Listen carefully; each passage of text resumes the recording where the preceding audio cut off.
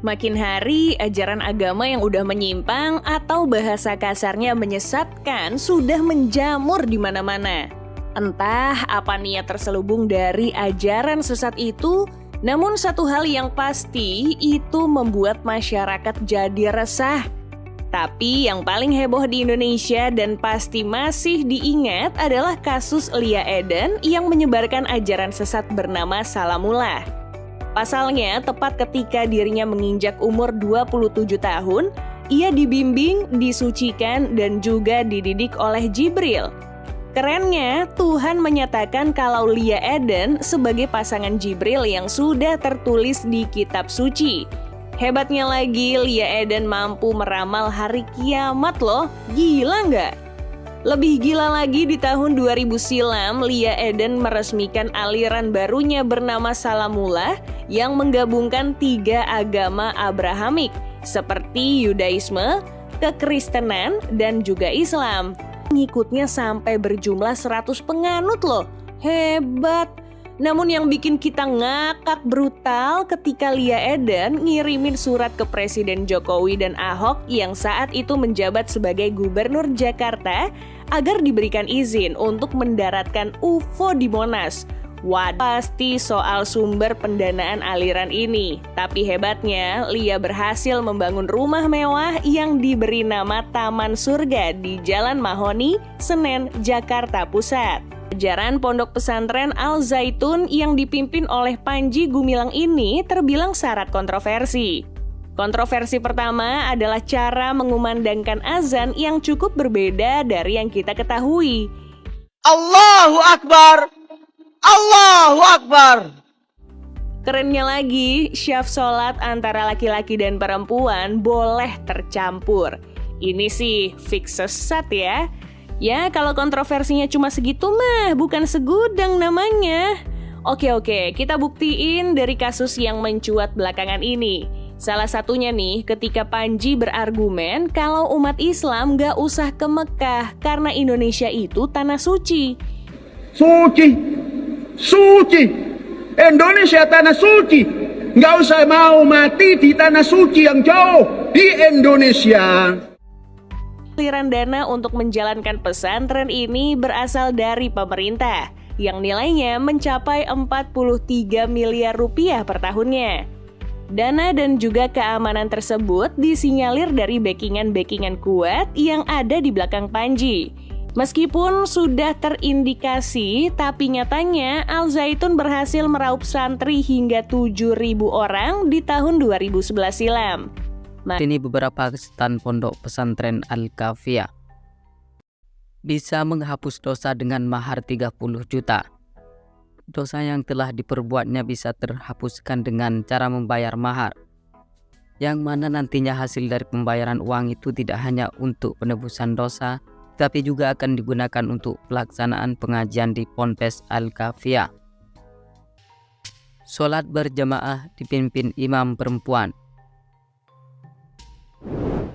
Jagat dunia maya dihebohkan dengan beredarnya sebuah video yang menunjukkan adanya seorang perempuan jadi imam sholat.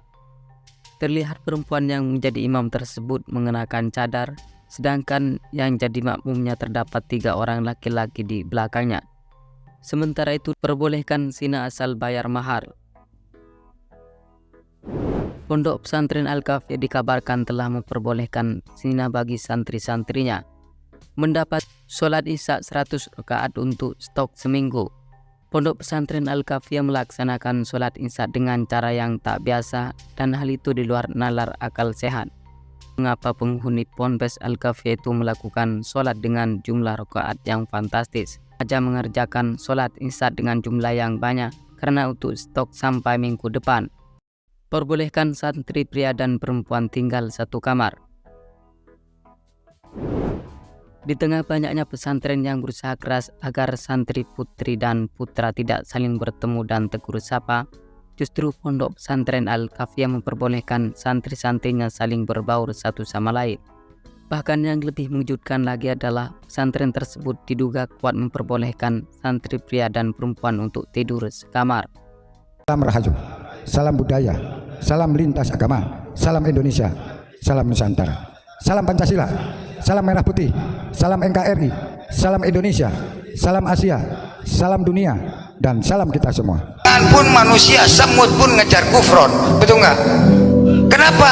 Wah, semut pun ngajak daratan, diajak ngobrol. Assalamualaikum. Fi inna sya'ada dia mafilman.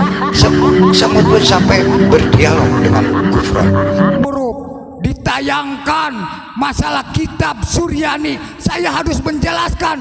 Datang ke pondok pesantren, kamu Gufron berani-berani bedah langit. Oh, nggak ngaji ini, celeng, berarti Wahabi mereka. Wahabi mereka. Hajar sia ku aing dikejar sia. Aki-aki berani ngomong ini, loh kakek-kakek berani. Nama hujan di dia, nya. Ku aing dicarekan malaikat, mun hujan di dia ku aing bisa diberi ku aing. Kufron ini asli. Padahal mah tadi geus dirimis, nya. Ku aing carekan, aing ka dieu terus hujan, ku aing diacak. Hujan awas, saya berjanjian loh dengan malaikat nukar nakir jeung malaikat ahli hujan. Kalau hujan kau janji tak kejar sama saya, kata saya. Betul, sumpah demi Allah saya. Hei malaikat, faqul inna kalama ummati fi inna kalama aljawi la qul inna rahmatan gufron wa maqul akayama fi Allah. Silakan mau hujan, tapi kalau nanti acara hujan, awas tok tak kejar sama saya. Depends on the dynamics in the history. Now, but overall, then we have to acknowledge that there are problems in the relationship between Islam and Judaism, and the problems, some of the problems, lays within the teachings of the religion itself. Now, in our current context of reality, people of religion, including Islam and Judaism, need to find a new way of first functioning the religion into the real life, and second, find a new moral interpretation on religion that will guide people from different religion to have more harmonious relationship with one another. So do you think, I assume you are indicating that it's possible to interpret certain texts in the Quran which are not always complementary to Jews, or certain hadiths which sometimes can be very problematic, that it's possible to interpret these in a way that is not going to remain obstacles to the relationship between Muslims and Jews? It's not just possible, but it is a must. See, because every verse of Quran was revealed in connection with a certain particular context of reality at the time.